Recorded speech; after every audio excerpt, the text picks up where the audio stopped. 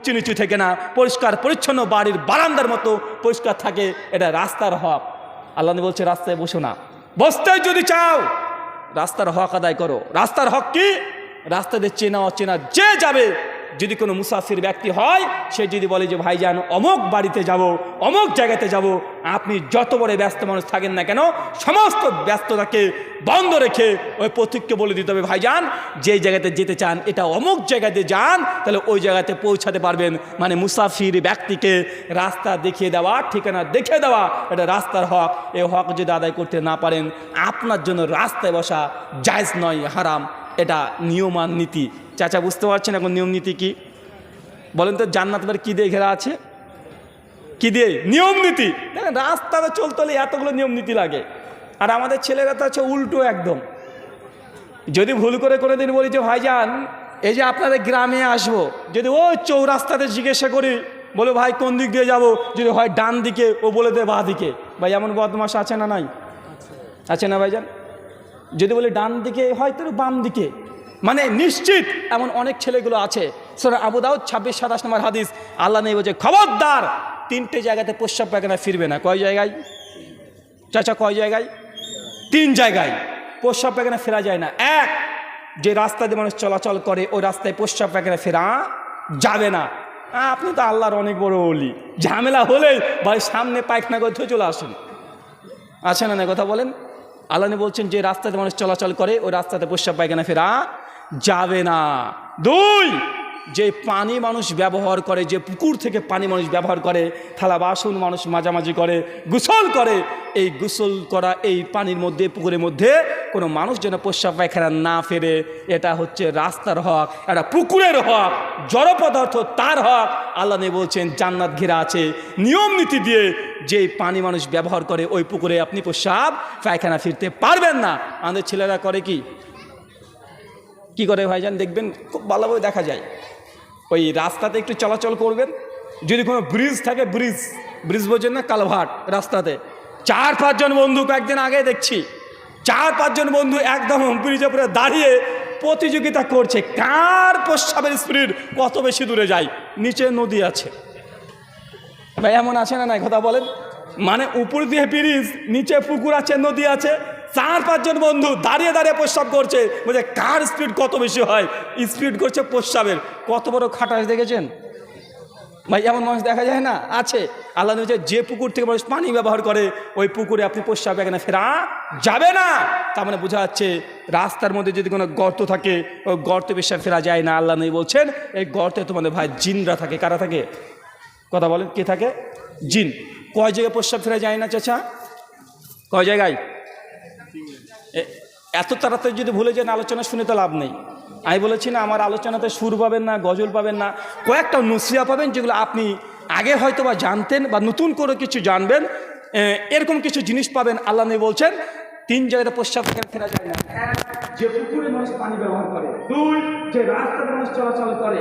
3, যদি রাস্তাঘাটে কোনো গর্ত থাকে, গর্ত, বাড়ির আশেপাশে কোনো গর্ত আছে, গর্ততে প্রস্রাব ফেরা যায় না। কেন? ওই গর্তের মধ্যে জিন, আমাদের ভাই জিন তারা থাকে, তাকে কষ্ট দেওয়া যাবে না। আর অন্য কিছু রিয়াতের মধ্যে আসছে যেখানে গোসল করে, গোসলখানা, ওই গোসলখানায় পায়খানা বা প্রস্রাব ফেরা যাবে না।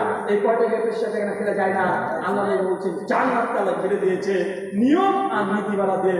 এতক্ষণে বুঝতে পারছেন নিয়ম নীতি কাকে বলে? এটা হচ্ছে নিয়ম নীতি। রাস্তাতে চলতে হলে এতগুলো আপনাকে নিয়ম নীতি মেনে চলতে হবে। প্রস্রাব পায়খানা ফিরতে হলেও মুসলমান যেমন প্রস্রাব পায়খানা ফিরতে পারে না। 10 লাখ টাকা দিয়ে একটা বাথরুম তৈরি করেছেন, যদি আপনি যাকাত দিয়ে দেন, এই 10 লাখ কেন 10 কোটি টাকা দিয়ে পায়খানা বাথরুম তৈরি করেন, জায়েজ, ইসলাম হারাম বলেনি, যদি যাকাত আপনি ঠিকঠাক দিয়ে থাকেন। কথা বুঝতে পারছেন না ভাইজান? কিন্তু এই বাথরুমটা দেখাচ্ছে 20 লাখ টাকা দিয়ে তৈরি করেছেন, আর বাথরুমের যে প্যান্ট বোঝেন না, কোমোট, হাই কোমোট হোক বা লো কোমোট হোক, এটা যদি কিবলার দিকে মুখ অথবা পেছন থাকে, এই পায়খানা বা বাথরুমে প্রস্রাব পায়খানা ফিরতে পারবেন? কথা বলেন, যাবে না।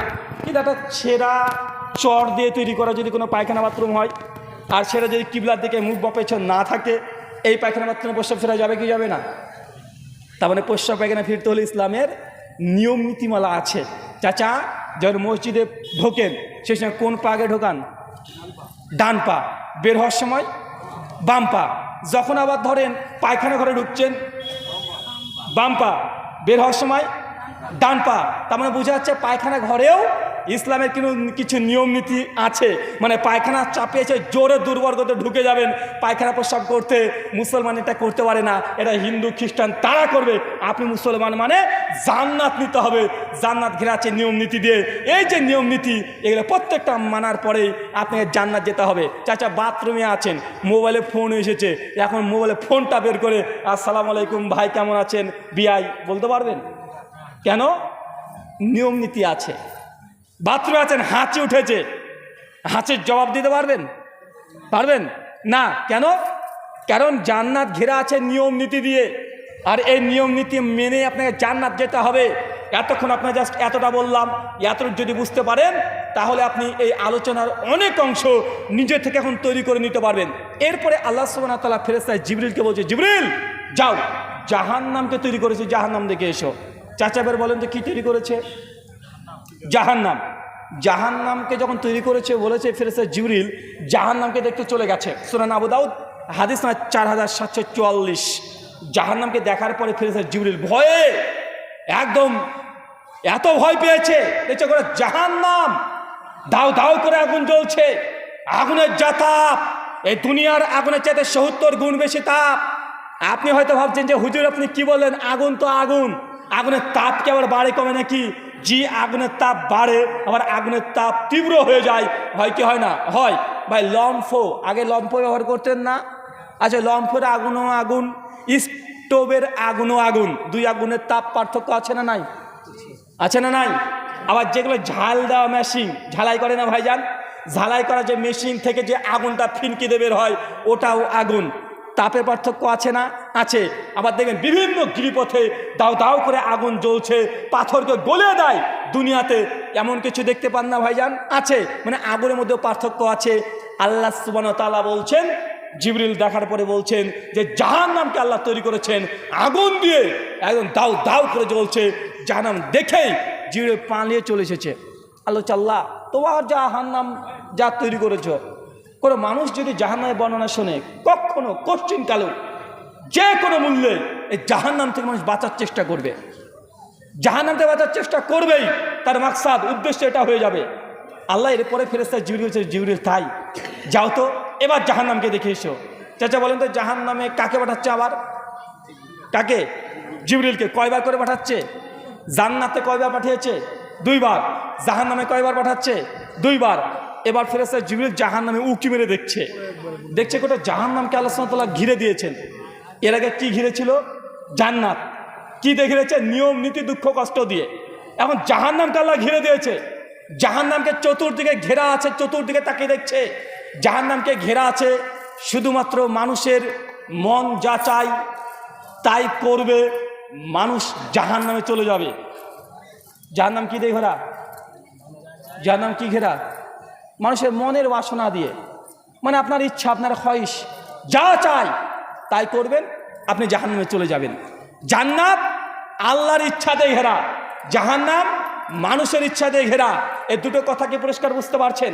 জাহান্নাম কি দিয়ে ঘেরা? আপনার মনের বাসনা দ্বারা মন যা চায় তাই করবেন, ফলাফল জাহান্নাম। সহিহ বুখারী কিতাবুল নিকাহ হাদিস নাম্বার ৫৬৩ আল্লাহ নবী বলছেন, আর নিকাউ মিনাস সুন্নাতি ফামান রাগিমান সুন্নাতি ফালাইসা মিন্নি। বিবাহ করা হচ্ছে আমার সুন্নাত, যে ব্যক্তি আমার সুন্নাত থেকে বৈরাগ্য পোষণ করবে ফালাইসা মিন্নি, তারা আমাদের দলভুক্ত নয়। চাচা বলেন তো বিয়ে করা কি? বিয়ে করা কি? সুন্নাত। এটা ইবাদত কি ইবাদত নয়? বিয়ে করা ইবাদত কি ইবাদত নয়? আচ্ছা, আপনি যখন হজ করতে যান তখন মনে করেন যেটা একটা ইবাদত? মনে হয় না এটা একটা ইবাদত করতে যাচ্ছেন? যে নামাজ পড়েন তখন মনে হয় না এটা একটা ইবাদত? আচ্ছা, যখন আপনার মেয়ের বিয়ে দিতে যাচ্ছেন তখন কি আপনার মনের মধ্যে বলে যে আমি একটা ইবাদত করছি? কখনো প্রশ্ন আসে না? আপনার আসে না। আল্লাহ নবী বলছেন যে বিয়েটা হচ্ছে একটা সুন্নাহ, বিয়ে হচ্ছে একটা ইবাদত। আচ্ছা, সত্যি যদি বিয়েকে আপনি ইবাদত মনে করেন তো আপনার মেয়ের বিয়েতে 3 দিন আগে থেকে গ্রামের গোটা গ্রামে ডিজে গান বাজনা পার্টি কিভাবে বাজতে পারে? বাজে কি বাজে না? ডিজে বাজে, গান বাজে। চাচা, যদি বিবাহ যদি ইবাদত হয় তো এই বিয়েকে কেন্দ্র করে 3 দিন 4 দিন আগে থেকে গান ডিজে পার্টি বাজছে, একদম মানুষ উচ্ছৃঙ্খলভাবে এই গান বাদ্যযন্ত্র চলছে। অথচ আল্লাহ নবী আলাইহিস সালাম যখন কোনো গান বাদ্যযন্ত্র শুনতেন কানে আঙুল প্রবেশ করে দিতেন। যতক্ষণ গান আর বাদ্যযন্ত্র আসতো নবী ততক্ষণ কানের আঙুল বের করতো না। কেন? আল্লাহ এটাকে নিষেধ হারাম করে দিয়েছে। কিন্তু আপনার মেয়ের, আপনার ছেলের বিবাহ সম্পূর্ণ হয় না গান আর বাদ্যযন্ত্র না হলে। বা সমাজে চলছে কি চলছে না? চলছে। আচ্ছা, ও হলুদ মাখানো হয়? হ্যাঁ চাচা, আপনার মেয়ের যখন বিয়ে দিয়েছিলেন হলুদ মাখানো হয়েছিল না? আচ্ছা, হলুদ মাখানো কি মনে করেন আপনি? আচ্ছা চাচা, আপনার মেয়ের যখন হলুদ মাখাচ্ছিল পাড়ার মানুষগুলো, আপনি আপনার মেয়েকে হলুদ মাখিয়েছেন? হ্যাঁ, সুনান আবু দাউদ 465 নম্বর হাদিস, আল্লাহ নবী বলছেন কোনো ছেলে অথবা মেয়ে তার যদি আপন 2 ভাই বোনও হয়ে যায়, বয়স যদি 10 ক্রস করে যায়, এক বিছানায় ঘুমাতে পারবে না, নিষিদ্ধ, হারাম। কথা মনে কঠিন হয়ে যাচ্ছে নাকি? আপনার ছেলে একদম 2 ভাই অথবা আপনার 2 মেয়ে বয়স যদি 10 হয়ে যায়, এক বিছানায় ঘুমাতে পারবে না, নিষিদ্ধ। ওবায়দুর রহমান মোরকফুরি রহমাতুল্লাহ বলছেন এই হাদিসের ব্যাখ্যা করতে গিয়ে, যদি সম্ভব হয় 7 বছর পার হয়ে গেলে ছেলে মেয়ের বিছানা আলাদা করে দিতে হবে, এক বিছানায় ঘুমানো যাবে না। যদি সম্ভব না হয় তাহলে একটা বিছানায় ঘুমাতে পারে, তবে এক চাদরের নিচে নয়, 2টো আলাদা চাদর দিয়ে দিতে হবে। কেন? কারণ 2 ভাইও যদি এক বিছানায় ঘুমায় তাহলে ঘুমের ঘরে 2 ভাইয়ের শরীরের সঙ্গে শরীর টাচ করতে পারে, খারাপ জায়গাতে হাত পা চলে যেতে পারে, শয়তান এসে অসসা দিয়ে তাদের মধ্যে নোংরা একটা কাজ ঘটে দিতে পারে। 2 ভাই বোন আপন 10 বছর পার হয়ে গেছে, এক বিছানায় যদি ঘুমায় তাই 2 ভাই বোনের সঙ্গে শরীরের সঙ্গে শরীর টাচ স্পর্শ হতে পারে, এটা সম্ভব, এটা ঘটছে। এখান থেকে শয়তান অসসা দিয়ে হারাম কোনো কাজে লিপ্ত করে দিতে পারে। এই জন্য আল্লাহ নবী বলছেন 2 ভাই অথবা বোন এক বিছানায় বয়স 10 হয়ে গেলে আর ঘুমাতে পারবে না। কেন? শরীরের সঙ্গে শরীর টাচ করবে। আচ্ছা, 2 বোনই যদি শরীরের সঙ্গে ঘষাঘষি করে ঘুমাতে না পারে, তো পাড়ার মেয়েগুলো আপনার মেয়েকে এসে শরীরে ডোলে ডোলে গোটা শরীরে হলুদ মাখানো জায়েজ কিভাবে হতে পারে বলেন তোমাকে? আমার তো হিসাবে ধরে না। যদি পাড়ার মেয়েগুলো আপনার মেয়েকে হলুদ মাখানো জায়েজই হতো, তাহলে বাপ আগে মেয়েকে হলুদ মাখাতো না ভাইজান? এটা বাপ মাখায়। আচ্ছা, কারা কারা বিয়ে করেছে একটু হাত তোলো তো ছেলেটা। হ্যাঁ, এ কটা, বাকি কি আনম্যারিড? আচ্ছা, বিয়ে করার সময়তে গোসল করেছিলেন? গোসল করা প্রথা আছে? আরে বলে না রে ভাই, আছে? আচ্ছা, গোসল কে করে দিয়েছিল ভাই? ভাবি। কে করে দিয়েছিল? এত বড় বুড়ো ধেরে হয়ে গেল, এ বিয়ে করতে যাচ্ছে, এদিকে বিয়ের দিনে গোসল করতে পারে না, পাড়ার ভাবিগুলো লাগে। আর ভাবি মানে একদম পাকা টাটকা, সমাজের ভাবি যেগুলো আছে টাটকা বদমাশের একদম আখড়া একটা আছে না নাই?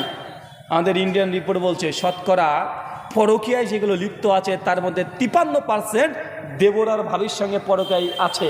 মানে বড় ভাইয়ের বউর সঙ্গে ছোট ভাইয়ের সম্পর্ক আছে, একদম ঘনিষ্ঠ সম্পর্ক, পরকীয়ার সম্পর্ক সবচেয়ে দেবর আর ভাবির মধ্যে সবচেয়ে বেশি। কেন? কারণ আপনি মনে করছেন ভাবি মানে আমার অর্ধেক, ভাই সমাজে আছে না নাই? কথা বলেন। আর দেবর শব্দটাও খারাপ। দেবর মানে জানেন কি? দেবর মানে কি? দেবর মানে কি? আপনি তো দেবর বলেন না, দেওয়ার বলেন নাকি? ওটা দেওয়ার না, ওটা বাংলা ভাষাকে ধর্ষণ করা হয়েছে, ওটা হচ্ছে দেবর। এটা বিশুদ্ধ বাংলা কি? দেবর। দেবর মানে দ্বিতীয় বর। কেন দ্বিতীয় বর? মানে ভাই যদি কোনো ক্রমে মারা যায় তো ছোট ভাই তার এই ভাবিটাকে বিয়ে করবে, এই জন্যই এটাকে বলা হয় দেবর। এটা ইসলামিক কোনো ভাষা নয়, এটা হিন্দুদের ভাষা। কারণ হিন্দুরা মনে করে যে বড় ভাই যদি মারা যায় এই মেয়েটিকে আর কেউ বিয়ে করতে পারবে না। তাদের ধর্মে 3টে আইন আছে। এক, স্বামী যদি মারা যায় তো স্বামীর সঙ্গে স্ত্রীকে আগুন দিয়ে সতীদাহ করে দিতে হবে, দাও দাও করে জ্বলে দিতে হবে। এটা হচ্ছে হিন্দু ধর্মের আইন, যে সতীদাহ প্রথা বলা হয়। জানা আছে না নাই? আছে। আর কোনো মেয়ে যদি সতীদাহ হতে না চায় তাহলে কি করবে? যদি স্বামী মারা যায়, স্বামীর যদি কোনো ছোট ভাই হয়, সেই ছোট ভাই যদি বলে যে ঠিক আছে আমি আমার বৌদির সঙ্গে বিয়ে করতে রাজি আছি, তাহলে এই মেয়েটিকে আর সতীদাহ করা হবে না, সেকেন্ড ছোট ভাইয়ের সঙ্গে বিয়ে দিয়ে সংসার করবে। এই জন্য হিন্দু ফিলোসফি অনুযায়ী, দর্শন অনুযায়ী বড় ভাইয়ের ভাই ছোট ভাইকে বলা হয় দেবর। তো আপনি কি হিন্দু নাকি? হ্যাঁ বলেন, আপনি হিন্দু?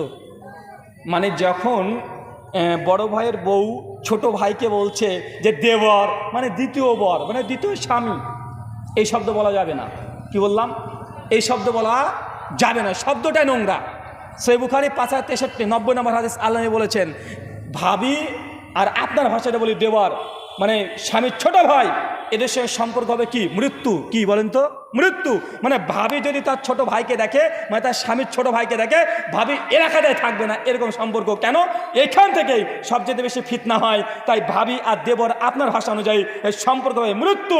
কিন্তু শয়তান আপনার কানে এসে হিসেবে করে দিয়েছে দেবর আর ভাবি সম্পর্ক মানে, ভাবি মানে অর্ধেক। আছে না নাই? দেবর শব্দ বলবেন না। কি বললাম বলেন তো? যেসব মেয়েরা আছে, আপনাদের স্বামীর ছোট ভাই যে থাকে, আপনার একটা ছোট ভাই, কি বলবেন? কি বলবেন? শুধু ভাই। দেবর শব্দকে বাতিল করতে হবে। এই শব্দের মধ্যে নোংরামি লোকে আছে। আল্লাহ সুবহানাহু ওয়া তাআলা আমাদের বোঝা তৌফিক দান করো, সকলে পড়ি আমিন। সম্মানিত শুধু যে কথা বলছিলাম, জাহান্নাম ঘেরা আছে মানুষের মনের বাসনা দ্বারা। মন যা চাই তাই করবেন, তাহলে আপনি জাহান্নাম চলে যাবেন। শুধু এক বিয়েতে যে পরিমাণে নোংরামি করা হয় সমাজে, এরকম নোংরামি অন্য কোনো জায়গাতে আমার দেখা নেই। আপনি চাচা মনে করছেন আপনার মেয়ের বিয়ের পূর্বে আল্লাহকে নারাজ করে দিয়ে মেয়েটার শ্বশুর বাড়িতে সুখী থাকতে পারে? আপনি আপনার মেয়ের বিয়ে দিয়েছেন আল্লাহকে নারাজ করে। বিয়ের প্রথম থেকে শেষ পর্যন্ত অধিকাংশ নিয়ম সবগুলো হারাম, গুনাহ কাবিরা পর্যন্ত করছেন। একদম মেয়েকে দেখতে আসা থেকে শুরু করে, মানে আপনার মেয়েকে দেখতে আসবে, আপনি বাড়ির বারান্দাতে মেয়েটাকে অর্ধলঙ্গ অবস্থায় বসে রেখে দিয়েছেন। আর যে ছেলে দেখতে আসছে ও হচ্ছে থার্ড জেন্ডার। থার্ড জেন্ডার বোঝেন? মানে ও ছেলে না, ও হিজড়া। ও কি বলেন তো ভাইজান? হিজড়া। বিয়ে করবে ও, আর দেখতে আসছে কে? গোটা পাড়ার মানুষকে নিয়ে চলে এসেছে, দুই বন্ধু চলে এসেছে, পাক্কা বদমাস। নিজের দুলা ভাইকে নিয়ে আসে, বা আসে কি আসে না? আসে না ভাইজান? মেয়েটাকে বাড়ি বারান্দায় রেখে দিয়েছেন অর্ধলঙ্গ অবস্থায়, আর ছেলেপক্ষে সহায়কারী মোবাইল ধরে দাঁড়িয়ে আছে, মানে মেয়ের আপনার ছবি তুলছে। আর আপনি বাপ, আপনি বলছেন না যা করছে করুক আমার মেয়ের সঙ্গে। আজকে এরা বর পক্ষ, কিচ্ছু বলা যাবে না। কিছু বললে আমার মেয়ের যদি বিয়ে ভেঙে যায়, আছে না নাই? এটা হারাম শুরু হচ্ছে প্রথম থেকেই। ইসলামী শরিয়া অনুযায়ী যদি মনে করতে পারেন এটা কঠিন কথা, যে মেয়েটাকে আপনি দেখতে যাবেন বিয়ের উদ্দেশ্যে, আপনার প্রতিবেশী ভাই তো দূরের কথা, আপনার দুলা ভাই তো দূরের কথা, আপনার বাপ, সেও মেয়েটার প্রথমে সুরাত বা চেহারা দেখাটা তার জন্য জায়েজ নয়, যতক্ষণ না বিয়ে হচ্ছে। কথা বুঝতে পারছেন? যতক্ষণ না বিয়ে হচ্ছে। অথচ সমাজে এটা উল্টো আছে না নাই চাচা? আছে। তারপরে তো হাত ধোয়া, থুবড়া খাওয়ানো, তারপরে গলার মালা চেঞ্জ করে দেওয়া, বিয়ে বাড়িতে এসে গেটটাকে একদম ঘিরে রেখে দিয়ে লাল ফিতে টাঙিয়ে 1,000-5,000 টাকা দাবি করা, সবগুলো নষ্টামি ভণ্ডামি, সব অমুসলিম হিন্দুদের কাছ থেকে মুসলমানের এই বিয়ের মধ্যে ঢুকে গেছে। আপনি যে বিয়ে করা একটা ইবাদত, এই ইবাদত আপনি মনেই করেন না। বিয়ে যদি ইবাদত হয়, আল্লাহ নবী বলছেন আর নিকাউ মিনা সুন্নাতি ফামান রাগিমান সুন্নাতি ফালাইসা মিন্নি, বিয়ে করা হচ্ছে আমার ইবাদত, আমার সুন্নাত। যে ব্যক্তি এই সুন্নাত থেকে বৈরাগ্য পোষণ করবে সে আমাদের অন্তর্ভুক্ত না। তো আপনি কি সুন্নাত মোতাবেক বিয়ে করেন? আপনার মেয়ের কি সুন্নাত মোতাবেক বিয়ে দিয়েছেন? না। কেননা বিয়েকে আপনি মনে করেছেন যে এটা সামাজিক প্রথা, সমাজে বিয়ে না করলে হয় না, তার জন্য আপনি বিয়ে নিজেও করছেন, মেয়ের বিয়েও দিচ্ছেন, এটাই সমাজে চলছে। কিন্তু বিয়ে যে ইবাদত, এটা আপনি কোনো মনেই করেননি। মনে রাখবেন, আগামী ভবিষ্যৎ কি হবে নির্ধারণ কখন করবেন? কখন করবেন? সমাজ কিভাবে দেখতে যাচ্ছেন, কখন আপনি এটাকে নির্ধারণ করবেন বলেন তো ভাইজান? কখন? কথা মানে আপনাদের মাথার উপর দিয়ে যাচ্ছে নাকি? আগামী দিনের আরো সহজ করে বলি, ধরেন আপনার ছেলেকে আপনি কি হিসাবে দেখতে চাচ্ছেন, এই ডিসিশন, এই সিদ্ধান্ত কখন নেবেন? কখন? বলেন চাচা, প্রশ্ন বোঝা যাচ্ছে না? আচ্ছা, আমার বাংলা কি খুব কঠিন মনে হচ্ছে নাকি? তো কথা প্রশ্ন বুঝতে পারছেন? মানে আপনি আপনার ছেলেকে কি হিসাবে দেখতে চান বড় হলে? মানে ছেলে কি করবে? ডাক্তার, মাস্টার, হুজুর, খেজুর, কি হিসাবে দেখতে চান? এই যে সিদ্ধান্ত কখন নেবেন, কোন সময় নেবেন? কোন সময়? বিয়ে করার আগে। আপনারা কি মনে করছেন কোন সময়? হ্যাঁ, ছোট থেকে। মাশাআল্লাহ। আর বলেন, দু একজন বলেন কোন সময় দেখতে চান? সঠিক কথা হচ্ছে, আপনি যখন স্ত্রী নির্বাচন করবেন, বিবাহ করবেন, বিয়ের পূর্বেই সিদ্ধান্ত নিতে হবে আপনি বিয়ে কেন করছেন, আপনার সন্তানকে কি করতে চান। বিয়ে করার আগে সিদ্ধান্ত নিয়ে আগে স্ত্রীকে সেইভাবে নির্বাচন করতে হবে, স্ত্রী যেই গতির ভবিষ্যৎ প্রজন্ম আসবে সেই গতির। এখন আপনি একজন হুজুর মানুষ, আপনি যদি এখন বিয়ে করেন ক্যাটরিনা কাইফের মতো সুন্দর রূপসী খুঁজে বেড়ান, তো আপনার ছেলে যদি হয় ও কি হবে? ও আইজাক নিউটন, ওই যে কী যারে বলে বিভিন্ন সিনেমা নায়কের মতো ও নাচ, গান, ডান্স এগুলো তো করবে, তাই না ভাইজান? তাই আপনি যদি মনে করেন যে না, আমি চাই যে আমার পরবর্তী প্রজন্ম সন্তান যেগুলো আসবে ডাক্তার জাকির নায়েক তৈরি করবো, অথবা আমি শেখ আল্লামা নাসিরুদ্দিন আলবানির মতো মুহাদ্দিস মুহাক্কিক তৈরি করব, তো আপনি বিয়ে করার পূর্বেই সিদ্ধান্ত নিয়ে নেন যদি এমন যে তৈরি করতে হয় তাহলে ক্যাটরিনা কাইফকে বিয়ে করে লাভ নেই, আমাকে বিবাহ করতে হবে একদম ধার্মিক, পরিষ্কার, পর্দাশীল মেয়ে, যে মেয়ে চিন্তা যে তার সন্তানকে তৈরি করবে বড় মাপের আলেম। তাই স্ত্রী নির্বাচন আগে করেন, সন্তান অটোমেটিক আপনারা যে চিন্তার সন্তান ওই কোয়ালিটির হয়ে যাবে। কথা বুঝতে পারছেন না ভাইজান? কিন্তু আমরা তো উল্টো, আমরা হওয়ার পরে দুজন দুই গতি। স্ত্রী বলে আমার ছেলেকে আমি ভর্তি করব একদম ইংলিশ মিডিয়ামে, আর স্বামী বলছে না আমি ভর্তি করবো তাকে হুজুর তৈরি করবো। এখন মার বাপের মধ্যে ঝামেলা আছে না নাই? কথা বলেন, আছে। তাই নিজেদের সিদ্ধান্ত যতক্ষণ চূড়ান্ত না হচ্ছে ততক্ষণ আপনি কোনো জিনিসকে ফাইনাল করতে পারবেন না। আল্লাহ সুবহানাহু ওয়া তাআলা আমাদের প্রত্যেককে সিদ্ধান্ত নেওয়ার তুমি তৌফিক দান করে সকলে পড়ি আমিন। চাচা, দুটো মেসেজ দিয়েছি, কি কি বলেছি বলেন তো? এক, জান্নাত কি দিয়ে ঘেরা? দুঃখ, কষ্ট, নিয়ম নীতি। আচ্ছা, জাহান্নাম কি দিয়ে ঘেরা? মনের বাসনা। কার মনে বাসনা? আপনার। মন যা চায় তাই করবেন, জাহান্নাম। মন চাইছে একটু বিড়ি খান, মরেন অবস্থায় জাহান্নামে যাবেন। মন চাচ্ছে একটু জর্দা খাই, আপনি খান, জাহান্নামে যাবেন। মন চাচ্ছে একটু ক্যারাম খেলি, মোবাইলে একটু লুডো খেলি, একটু পাবজি গেম খেলি, খেলতে থাকেন, মরে যান, জাহান্নামে চলে যাবেন। মন যা চাই তাই করবেন, ফলাফল জাহান্নাম। আর মনের বাসনা আপনার যা চাই তাই করবেন, ফলাফল জাহান্নাম। আর আল্লাহর ইচ্ছাতে চলবেন, ফলাফল জান্নাত। এই হচ্ছে জান্নাত।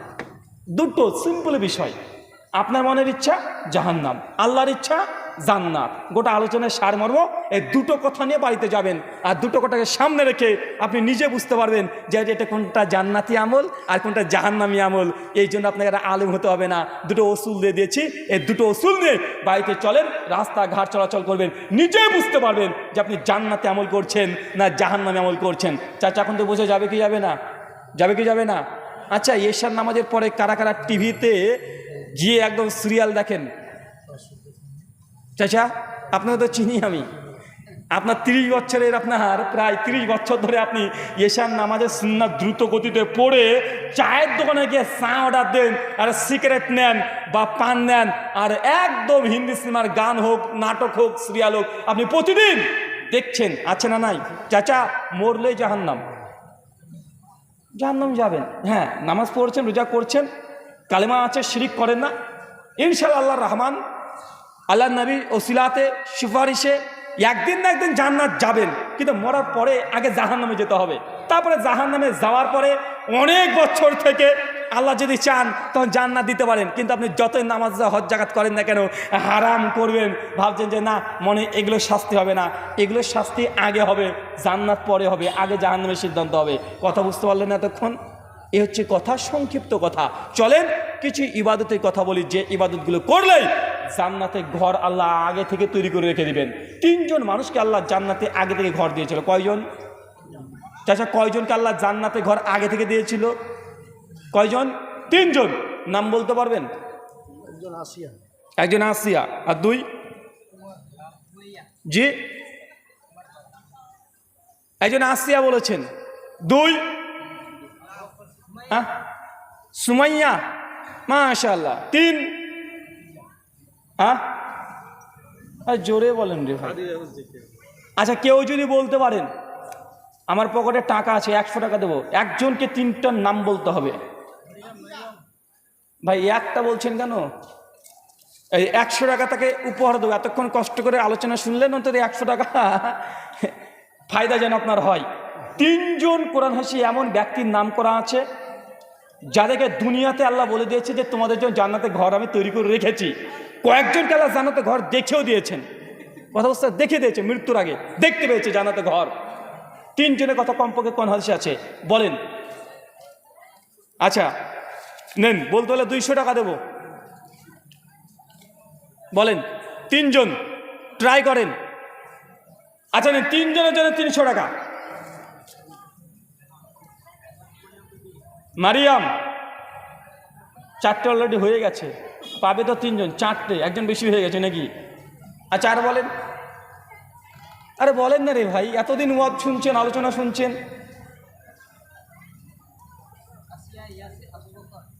আবু বকর, মাশাআল্লাহ, নতুন একটা নাম এসেছে, আবু বকর। 5 জন হয়ে গেছে, নেন। ওই যে 3টে বলেছেন, আমি 5 জনকে ঢুকে দিয়েছি জান্নাত। আর কেউ জান্নাতে ঘর দেবেন নাকি আপনারা?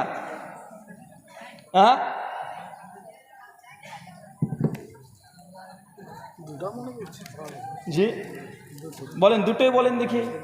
একজন আসিয়া আর একটা হচ্ছে ওনার অর্থমন্ত্রীর যে মানে দাসীকে যে জাহান্নামে দিয়ে দিয়েছিল মুসা, ফেরাউন, তখন ওর বাচ্চাটাও যে বলছিল হ্যাঁ মা আমি বেশ ভালো আছি, তাও ও চলে যাবে আর কি, বলবে আচ্ছা আচ্ছা, এটাই।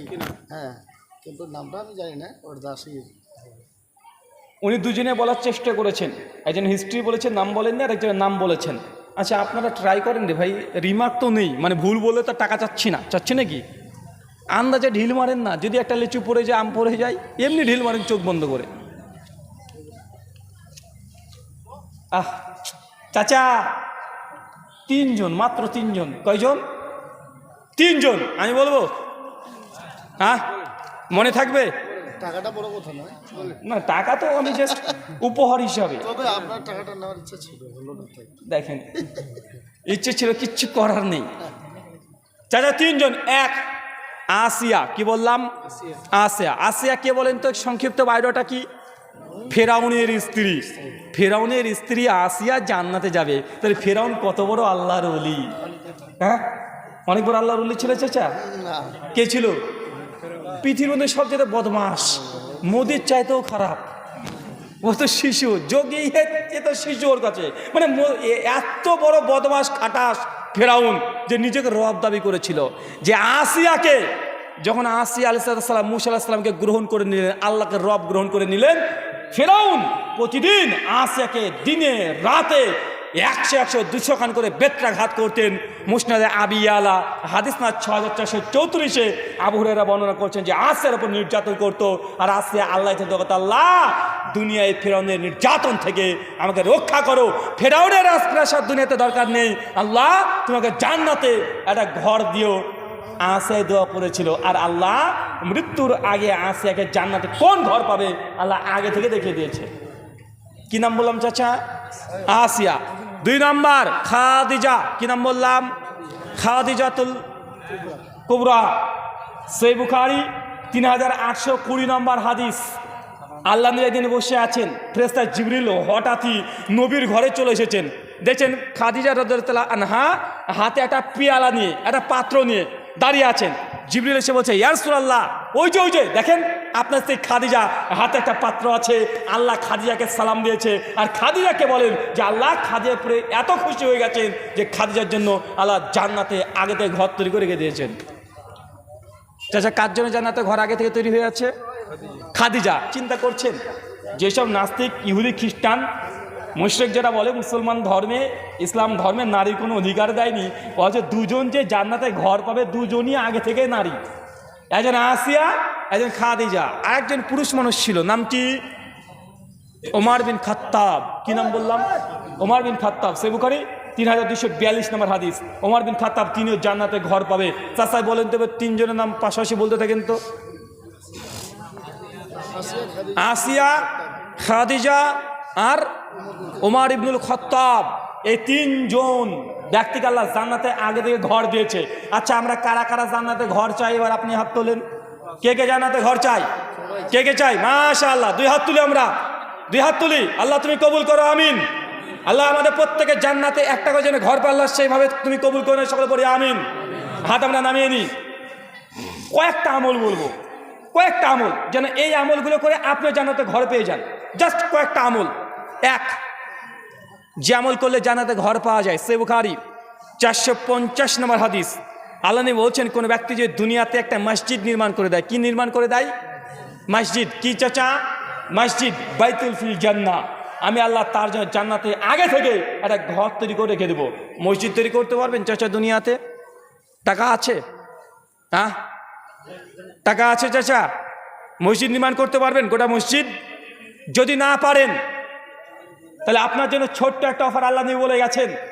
যেহেতু আপনার টাকা নাই, সুনান দারমি হাদিস 459, আল্লাহ নবী বলছেন, কোনো ব্যক্তি যদি প্রতিদিন সকাল বিকাল যে কোনো সময় 10 বার সূরা ইখলাস পাঠ করে, বাইতুল ফিল জান্নাহ, আমি আল্লাহ থেকে জান্নাতে ঘর দিয়ে দিব। কি বলতে হবে? সূরা ইখলাস। রাহুল ভাই, আমি তো জানি না ইখলাস, আমি তো আর আলেম না। হ্যাঁ, আপনি ইখলাস জানেন না। অনেক বাঙালি আছে আমাদের সূরা ইখলাস জানি না, তবে কুল হু আল্লাহু আহাদ এই সূরাটা ঠিকই জানি। অনেক মা আছে, বোন আছে, খালারা আছে, দেখেন, জিজ্ঞাসা করেন, এই সূরা ইখলাস জানো খালা? না গো বাচ্চা, আমি তো জানি না। তো কুল সূরাটা জানো? কুল হু আল্লাহু আহাদ? হ্যাঁ জানি। কুল জানে, ইখলাস জানে না। তো যেটা কুল হু আল্লাহু আহাদ ওটাকে সূরা ইখলাস বলা হয়। কয়বার বলতে হবে চাচা? কয়বার? তাহলে কি পাবেন? জান্নাতে ঘর। 3 নাম্বার আমল, সুনান তিরমিজি হাদিস 415, আল্লাহ নবী বলছেন, কোন ব্যক্তি যদি প্রত্যহ 12 রাকাত সুন্নাত নামাজকে হেফাজত করে, বাইতুল ফিল জান্নাহ, আমি আল্লাহ জান্নাত থেকে ঘর দেবো। কি করতে হবে? কি করতে হবে? 12 রাকাত সুন্নাত নামাজ। ওই যে ফজরের পূর্বে 2 রাকাত আছে, জোহরের আগে 4 রাকাত, পরে 2 রাকাত, মাগরিবের পরে 2 রাকাত, এশার পরে 2 রাকাত। এই 12 রাকাত কেউ যে নামাজকে হেফাজত করে, সুন্নাত নামাজ, ফরজ নামাজ পড়ার পরে এই সুন্নাত 12 রাকাত নামাজ যদি কেউ পড়ে, আর এই নামাজ পড়েন বাড়িতে, কোথায়? সুন্নাত নামাজ কোথায়? বাড়িতে। আল্লাহ বলছেন, বাইতুল ফিল জান্নাহ, আমি আল্লাহ জান্নাত থেকে ঘর দেব। কয়টা আমল দিয়েছি? কয়টা করা যাবে? হ্যাঁ, 3টে দিয়েছি। কয়টা? 3টে। এক, মসজিদ নির্মাণ করা। যার টাকা নাই সে কি করবেন? এই আমলটাই একদিন করলে হবে না। ভাবছেন যে হুজুর বলে গেল কেউ যদি 10 বার সূরা ইখলাস পাঠ করে আল্লাহ জান্নাতে ঘর দেবে, তো আজকে এখনই শুরু করে দিলেন, 10 বার হয়ে গেছে, আর ভাবছেন জান্নাতে ঘর রেডি হয়ে বসে আছে। জি না, এটা একদিন করলে হবে না। এটা আমল, এটা আমলের চলে, নেক আমল। মানে মৃত্যু পর্যন্ত হসপিটালে ভর্তি আছেন, যান যায় যায়, কিন্তু ব্রেন ঠিক আছে, অমনি মনে চলে আসছে আজকের আমি সূরা ইখলাস পড়িনি 10 বার, এবং সঙ্গে সঙ্গে আপনি পড়তে শুরু করে দিয়েছেন। এইভাবে মৃত্যু পর্যন্ত যদি আমলটা করতে পারেন, এই ছোট্ট আমল, জান্নাতে ঘর দেওয়া হবে। 1 দিন 2 দিন করলে হবে না। কথা কি বুঝতে পারছেন চাচা? বোঝা যাচ্ছে? হুজুররা যেসব আমলের কথা বলে, ই আমল করলে এই ফজিলত, ই আমল করলে এই ফজিলত, এগুলো অর্থ এটা নয় যে 1 দিন করলেই সে ফজিলত হাসিল হয়ে গেল, এমনটা নয়। বরং এই আমলটা খাস আমল, মৃত্যু পর্যন্ত করবেন, এমন যদি হয় তবে আপনি পাবেন। আল্লাহ সুবহানাহু ওয়া তাআলা আমাদের এই কথাগুলো বোঝার তৌফিক দান করে, সকলে পড়ি আমিন। 3টে আমল। 1, প্রতিদিন 10 বার সূরা ইখলাস পাঠ করা। 2,